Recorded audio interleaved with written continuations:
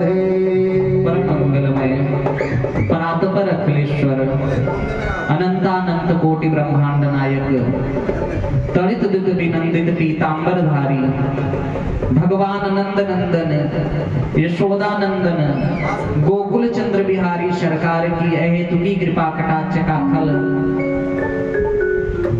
भगवान का पतित पावन कथामृत, और इस कथामृत का पान हम लोग ग्राम सभा किनौनी के पवित्र पावन भगवान भूत पावन भोलेनाथ के मंदिर प्रांगण में बैठ करके आज द्वितीय दिवस की कथा गंगा में अवगाहन कर रहे हैं।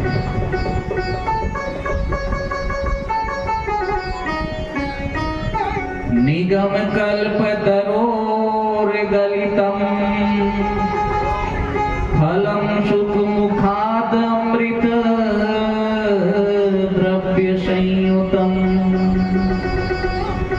पिबत भागवतम रसमालयम मुहुर्हो रसिका भूयि भावुका। कहते हैं कि जो भागवत जी हैं ये निगम रूपी वेद रूपी वृक्ष का पका हुआ फल है। जैसे आपको खीर बनाना है या मिठाई बनाना है तो गन्ने को ले आओ, गन्ने को चूल्हे पे पकाना शुरू कर दो, गन्ने को दूध में डाल करके पकाना शुरू कर दो तो क्या खीर बन जाएगा? नहीं बनेगा। लेकिन वही गन्ना जब चीनी बन जाता है तो उससे चाहे खीर बनाओ, चाहे मिठाई बनाओ, चाहे जो। उसी प्रकार भागवत जो आप सुन रहे हैं ये वेद रूपी वृक्ष का पका हुआ फल है। गलितम निगम कल्पतरोर गलितम फलम, और कैसा फल हुआ है जो पक करके गल रहा है। जब पक जाता है तो गलने लगता है। तो बोले महाराज आपका फल बड़ा पका हुआ है, सब कुछ अच्छा है, पीला पीला दिख रहा है, लेकिन क्या खाने में ये स्वादिष्ट है, मीठा है? बोले फलम सुखमुखाद अमृत द्रव्य संयुतम। तो बोले तोता जो होता है ये फल का पारखी होता है। तोते को पता चल जाता है कौन फल पका है और कौन सा फल कच्चा है। या तोता जिस फल में मुख लगा दे वो फल मीठा होता है। तो बोले सुखदेव जैसे पारखी तोते ने इसमें अपना मुख लगा दिया है। तो बोले महाराज इस फल में छिलका गुठली है क्या? बोले ना ना, ना तो इसमें छिलका है ना तो गुठली है, केवल और केवल इसमें रस ही भरा हुआ है। अमृत द्रव्य संयुतम, किससे संयुक्त है? अमृत रूपी द्रव्य से भरा हुआ ये फल है। जो भगवान की कथा है वो अमृत रूपी द्रव्य से भरा हुआ है। और पिबत भागवतम रसमालयम, फिर कहते हैं भागवत के रसमालयम, रस को पीजिए। तो बोले महाराज कितनी बार भागवत पिए? एक बार भागवत सुने, दो बार भागवत सुने, तीन बार भागवत सुने, कितनी बार भागवत सुने, कितनी बार कथा सुने? पिबत भागवतम रसमालयम, बोले आलयम मोक्ष पर्यंतम, जब तक हमारी मुक्ति ना हो जाए, जब तक हमको भगवत प्राप्ति ना हो जाए तब तक हमको भगवान की कथा को सुनना चाहिए। मुहुर्हो रसिका भूवि भावुका। फिर बाद में वेदव्यास भगवान कहते हैं हे रसिक जन, हे भावुक जन, आइए और आकर के आप भागवत का पान करिए। तो किसी ने कहा महाराज आपने केवल रसिकों को बुलाया, भावुकों को बुलाया भागवत का पान करने के लिए। जैसे देखो हम लोग भी जब कथा करते हैं तो कथा में बहुत भीड़ होती है, उस भीड़ में केवल कुछ ऐसे श्रोता होते हैं जो भाव से बैठ करके कथा को सुनते हैं, और वक्ता जान जाता है कि भैया इसमें वो कौन सा श्रोता है जो भाव से कथा को सुन रहा है। तो बोले कि जब आप रसिक जनों को बुला रहे हैं, भावुक जनों को बुला रहे हैं, तो कहने का आशय ये है कि जब मुख्य श्रोता जो भाव से कथा सुनता है, उसी को कथा सुनाने में मजा भी, आनंद भी आता है। तो व्यास जी से किसी ने पूछा, हे व्यास जी, जब आपने भागवत लिख डाली तो केवल रसिक और भावुक जनों को क्यों बुला रहे हो भागवत सुनने के लिए?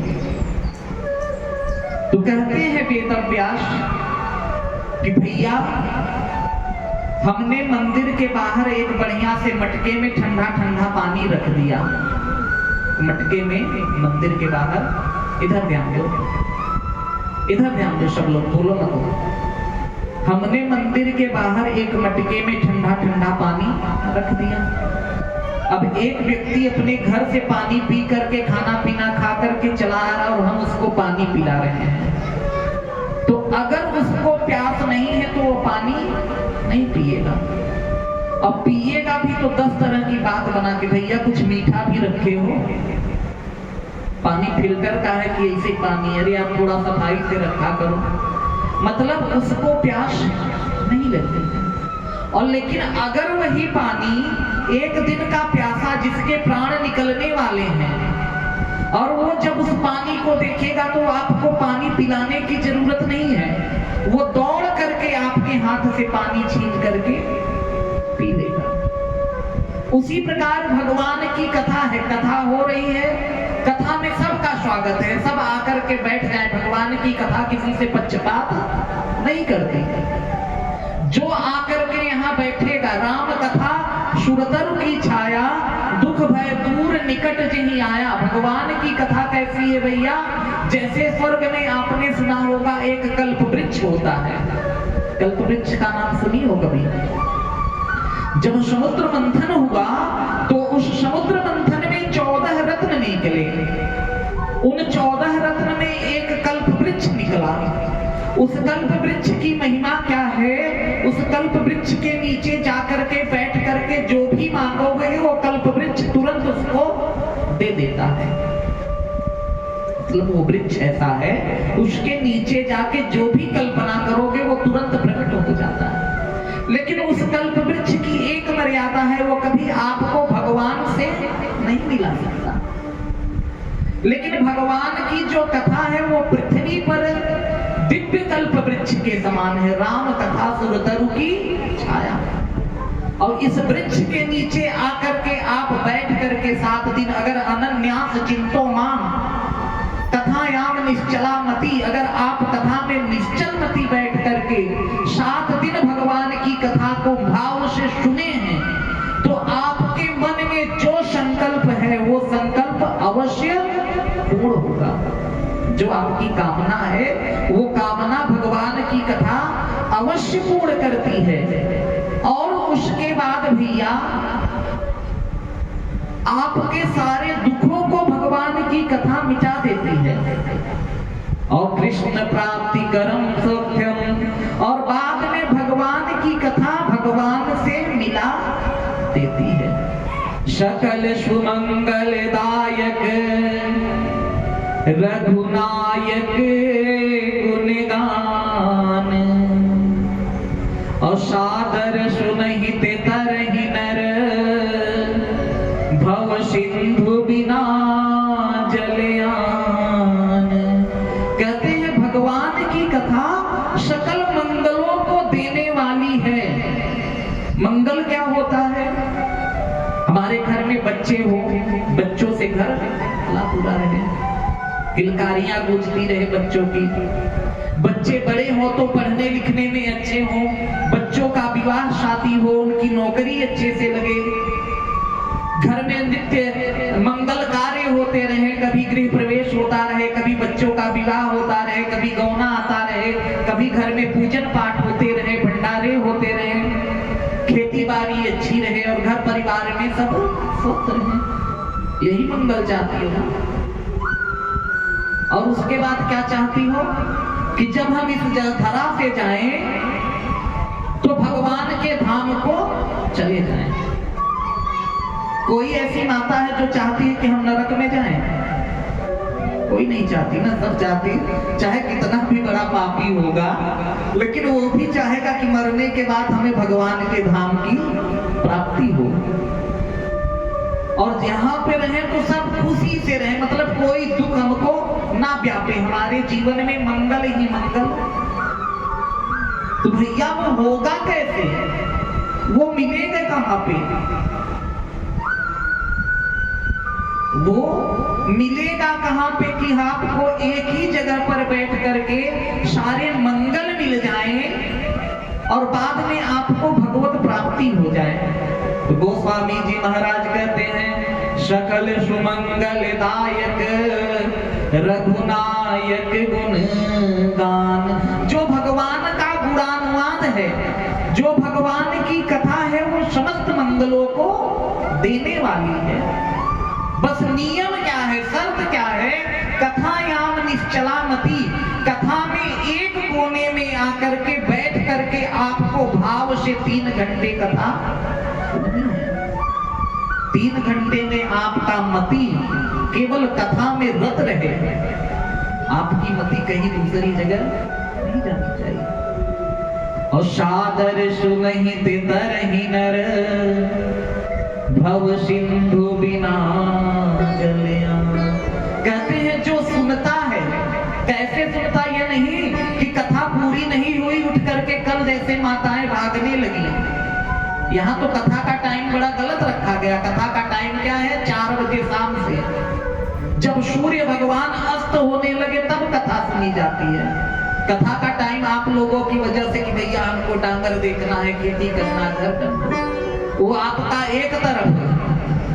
वो आपकी का समस्या है कि आपको क्या देखना है, व्यवस्था कैसे करनी है। लेकिन कथा का समय संध्या समय है और उस कार्य को छोड़ करके आकर के कथा में जो बैठेगा भाव से, उसका उद्धार होगा।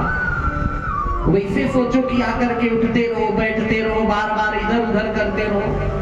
कथा कल्याण करने वाली। कल्प सुना धुंधकारी जो कथा सुनता था तो श्रवणम कीर्तनम विष्णु स्मरणम पाद सेवनम। वो पहले धुंधकारी भगवान की कथा को सुनता है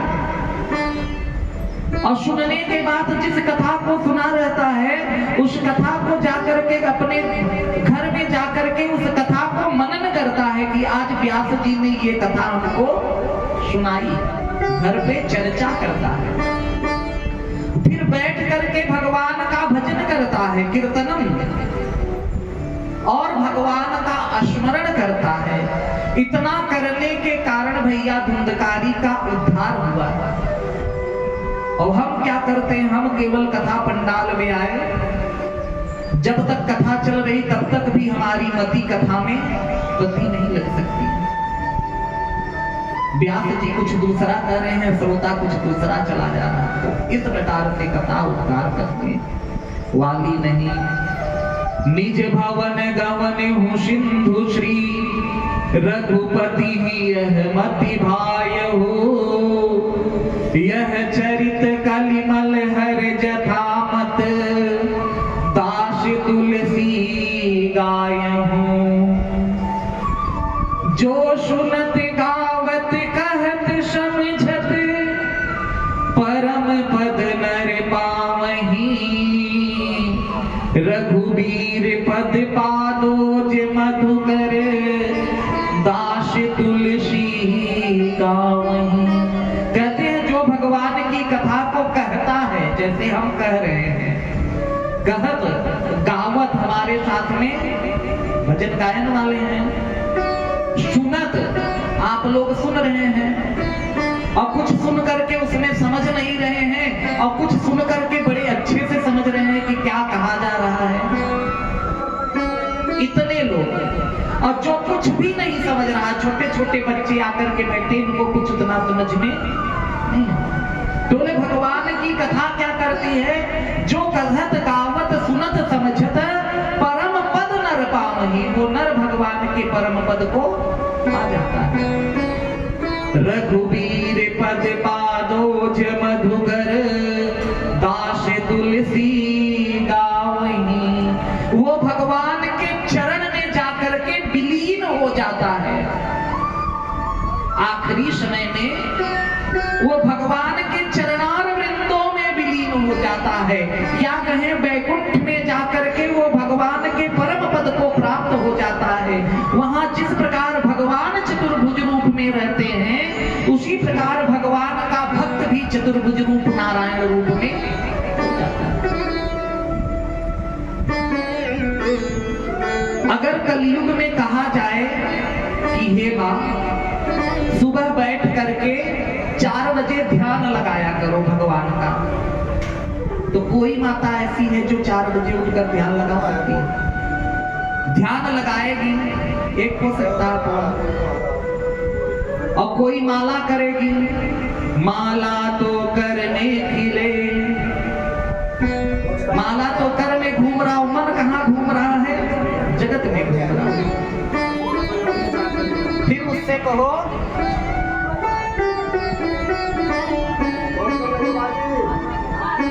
बोल भक्त वत्सल भगवान